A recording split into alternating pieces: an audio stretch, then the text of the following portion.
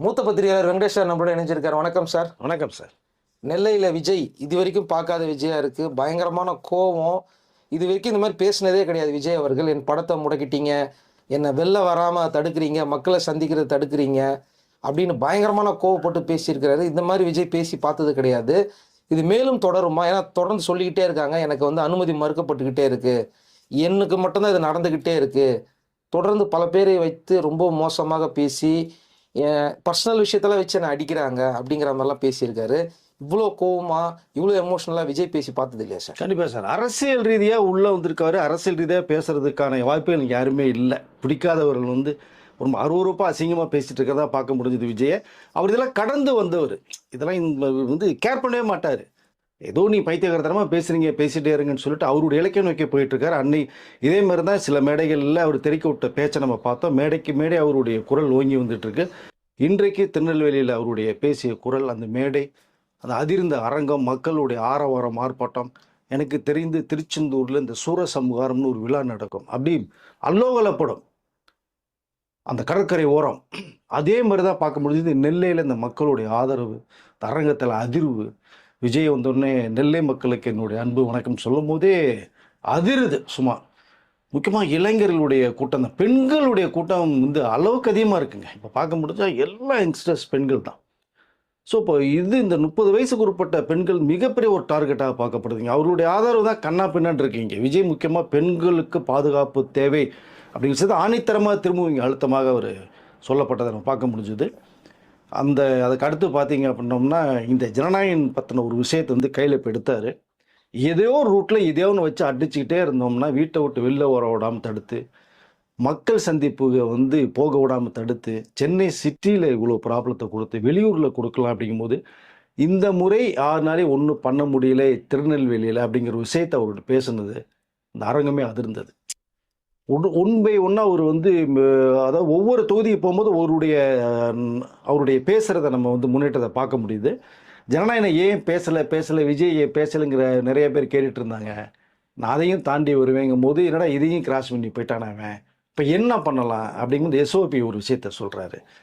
மற்ற கட்சி தலைவர்கள் இல்லாத ஒரு சட்டத்திட்டங்கள், நிபந்தனைகள், ஆர்டர் இவ்வளோ பண்ணணும், இவ்வளோ தான் டைமிங் டியூரேஷன் போடணும் அப்படிங்கிறதெல்லாம் விஜய்க்கு மட்டுமே ஏன் தரப்படுது அப்படிங்கிற விஷயத்தை நீ குரல் கொடுத்தார். அதே தான் நம்மளும் சொல்லியிருந்தோம். மற்ற கட்சி தலைவர்களாக நினச்ச இடத்துக்கு போகிறாங்க, வர்றாங்க, குறிப்பிட்ட டயத்துக்கு மேற்கொண்டு பிரச்சாரம் பண்ணுறாங்க, ஒரு இடம் சொல்கிறாங்க, இன்னொரு இடத்துக்கு போகிறாங்க. விஜய்க்கு மட்டுமே அந்த இடத்துக்கு போகணும், வரணும், இங்கே தான் நிற்கணும், இங்கே தான் உட்காரணுங்கும் போது அந்த பயத்தை உருவாக்கியிருக்கார் விஜய் அப்படிங்கிறதான் பார்க்க முடிஞ்சுது.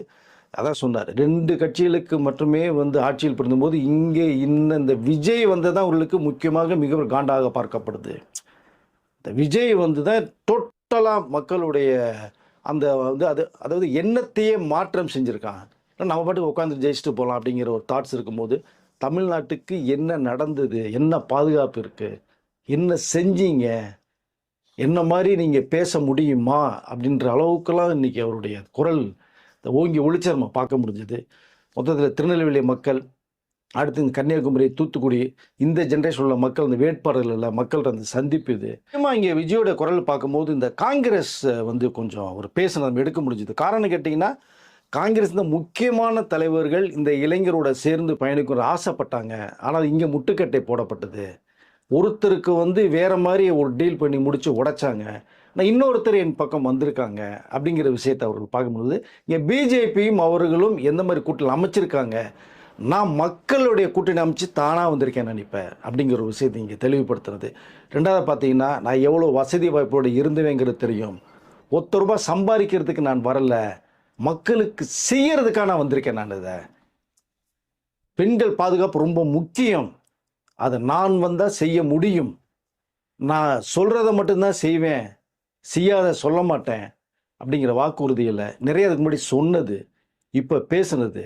இந்த விஜய் மாதிரி நீங்கள் மக்களுக்கு நம்பிக்கை ஊட்டுமில்ல வாக்குகளை சேகரிக்கிறதுக்கு பேச முடியுமா அப்படிங்கிற ஒரு தகவல் அவர் பேசின விஷயங்கள் இங்கே நிறைய பார்க்க முடிஞ்சது. முக்கியமாக நான் இப்போ சொன்னது மாதிரி தான் ஜனநாயகம் படத்தில் டோட்டலாக அடித்து வர காலி பண்ணோம்னா அந்த படத்தை மக்கள்கிட்ட போய் சேர்க்க விடாமல் பண்ணிடலாம், சேர்த்தா வேறு மாதிரி ஆயிரும் அவருக்கு அப்படிங்கிற அளவுக்கு நிறைய விஷயங்கள் பேசப்பட்டது. இதுலேயும் அடித்தா இது எதையாவது ஒன்று விஜய் பேசும்போது அதை வச்சு நம்ம லாக் பண்ணலாம் அப்படிங்கிற எதிர்பார்த்தாங்க.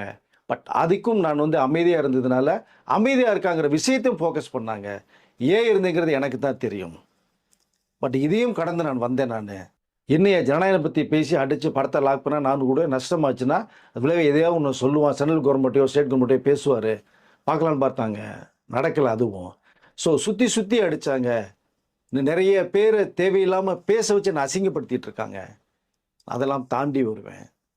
முக்கியமாக என்னுடைய வழிகளை வந்து ரொம்ப ஏற்படுத்தினாங்க, என்ன வழியிலோட வந்திருக்கேங்கிறத. பட் அதை வந்து எந்த சூழலை உருவாக்குனாங்க அப்படிங்கிறத அவருடைய குடும்பத்தை வந்து இழுத்து இப்போ பண்ணின ஒரு விஷயத்தை இப்போ ஒரு பேச நம்ம பார்க்க முடிஞ்சுது. ஸோ இப்படி இந்த மாதிரி சந்தர்ப்பங்களை என்னை சுற்றி சுற்றி சுற்றி சுற்றி அடித்தாங்க. ஆனால் உங்களை நம்பி தான் இந்த விஜய் வந்திருக்கேன். உங்கள் விஜய் உங்களுக்காக வந்திருக்கேன். உங்களுடைய அண்ணனாக, தம்பியாக, நண்பனாக, தோழனாக.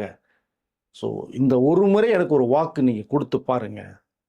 இது 50 வருடங்களுக்கு ஒரு முறை நடக்கக்கூடிய ஒரு எலெக்ஷன். இது 5 வருஷத்துக்கு இல்லை.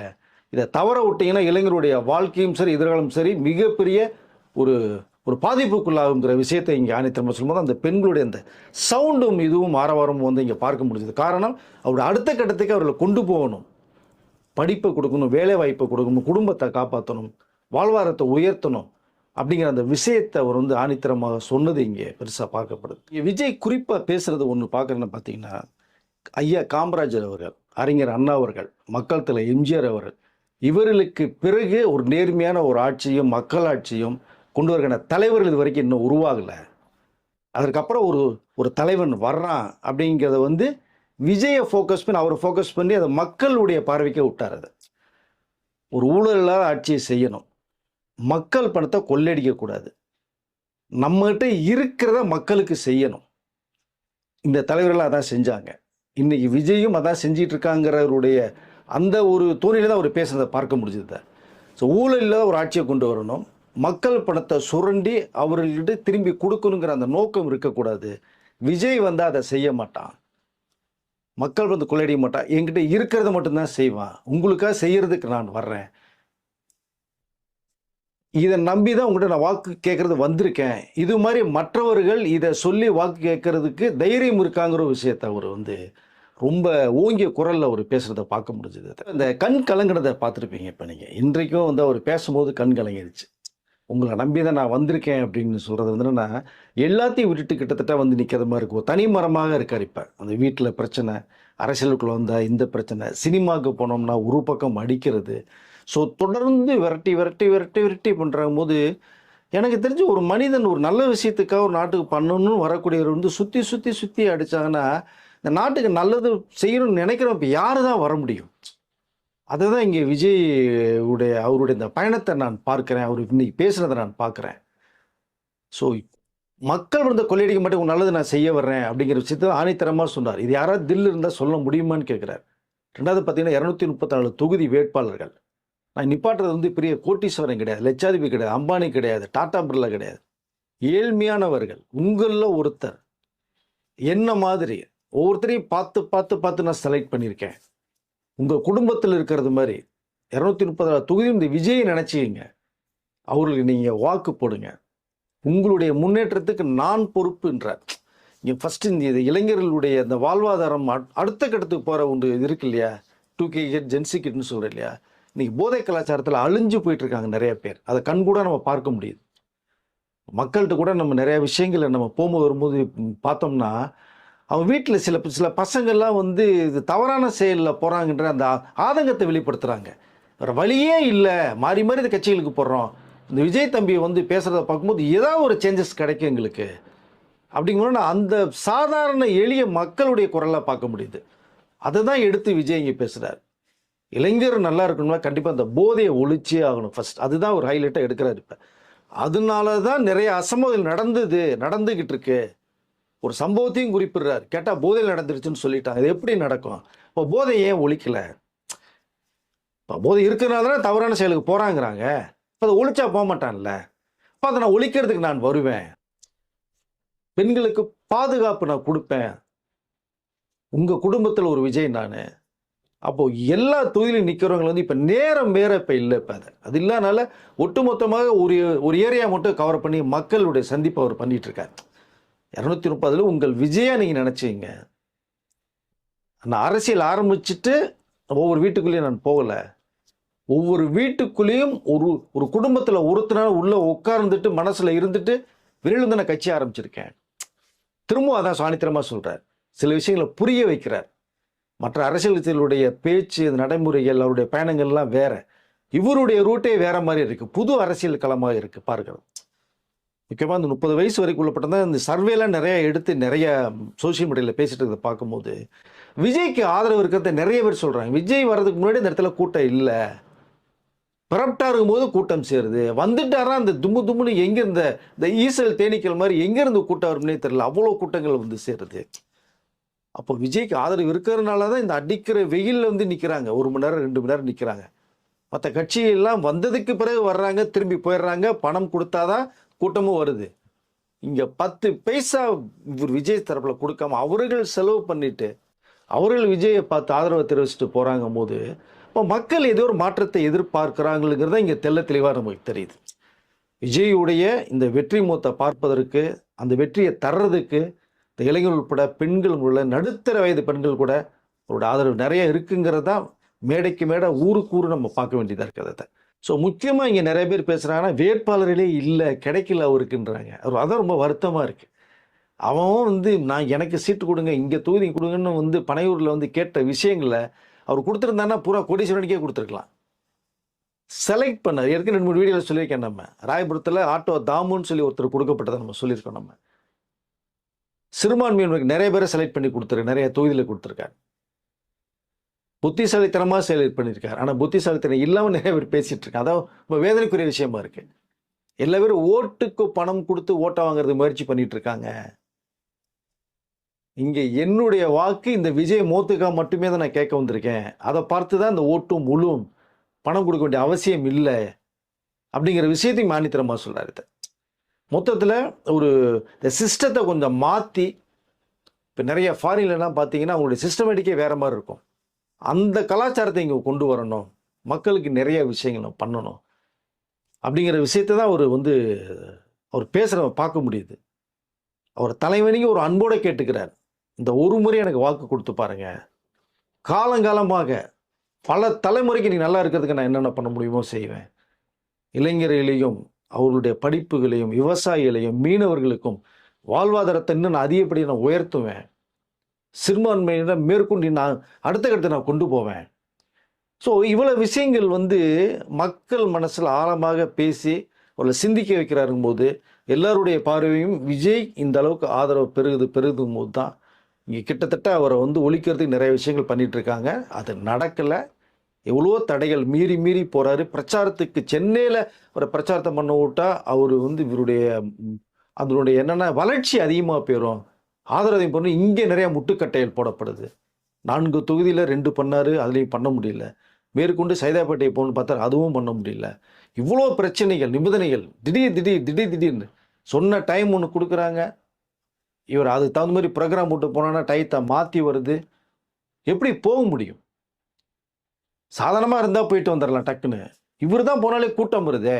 இப்போ மக்களை பாதுகாப்பாக வந்து பார்த்துட்டு திரும்பி அனுப்புங்கிற நோக்கம் வேற அவருக்கு இருக்குது. அங்கே தான் அசமாக நடந்துட்டா என்ன பண்ண முடியும்? இதையும் சொல்கிறாரு. திருநெல்வேலியில் இந்த கூட்டம் முன்ன மாதிரி இருந்திருந்ததுன்னா இதுவும் நான் உங்களை சந்திக்க முடியாமல் போயிருந்திருக்கேன், இந்த கூட்டம் நடத்த முடியாமல் போயிருந்திருக்கோம், ஆனால் அதையும் மீறி நான் வந்திருக்கேன் இப்போ அப்படிங்கிற விஷயத்தை பார்க்கும்போது இவ்வளோ தடங்கல்கள், இவ்வளோ பேச்சுகள், இவ்வளோ விமர்சனங்கள், அடின்னு அடிக்கும்போது ஒருத்தரை நீ அடிக்க தான் அவர் உயர்ந்துக்கிட்டே போவார். விஜய் எல்லாத்தையும் கவனிச்சுட்டு தான் இருக்கார், மக்களும் கவனிச்சுட்டு தான் இருக்காங்க. ஜனநாயகம் படத்தை எதிர்பார்த்துட்டு இருக்க மக்கள் எதனால தான் இவ்வளோ பிரேக் பண்ணியிருக்காங்க நாங்கள் பார்க்குறோம், வரட்டும், கொண்டாடுறோம், எப்போ வந்தாலும் இந்த படம் கொண்டாடுறோம் நாங்கள் அப்படிங்கிறாங்க. அப்போது இவரை பேச அடிக்க மக்களுடைய ஆதரவு எகிரிக்கிட்டே போகுது. அதை விசில் சத்தம் காதை பழக்குது. மற்ற செங்கோட்டையனை பற்றி சில விஷயங்கள் தாறுமாறாக பேசுகிறாங்க. ஒரு பக்கம் அந்த பக்கம் இந்த பக்கம். விஜய் எத்தனை தொகுதிங்க போக முடியும் நான் கேட்குறேன்? 29 தொகுதி போகிறதுக்கு நேரம் இருக்கா? இப்போ ஃபர்ஸ்ட் இல்லை. ஒரு குறிப்பிட்ட இடத்துக்கு போகிறாரு, எல்லாத்தையும் வந்து அரவணைக்கிறாரு, அவங்களுடைய வேட்பாளர் ஆதரவு கேட்குறாரு. இப்போ அப்படி தான் முடியும். இல்லை விஜய் போகணும்னா அவர் தான் போகிறதுக்கு ரெடியாக இருக்காரு. நீங்கள் அனுமதி கொடுத்தா தானே. அனுமதியே தரமாட்டேங்கிறீங்களா, அப்புறம் எப்படி போக முடியும்? அதுக்கு மீறி இந்த மக்கள் சந்திப்புக்கு போகிறார். நீ திருநெல்வேலிங்கிறது தென் மாநிலத்தில் ஒரு சிறப்பு வாய்ந்த ஒரு பகுதி. மதுரை, திருநெல்வேலி, தூத்துக்குடியில் விஜய்க்கு என்ன செல்வாக்கு இருக்குது தெரியுமா உங்களுக்கு? சொல்லப்போனால் அங்கெல்லாம் நின்று இருந்தாருன்னா மெஜாரிட்டியில் வந்திருப்பார் தூத்துக்குடியில். அவ்வளோ செல்வாக்கு இருக்கு அவர்.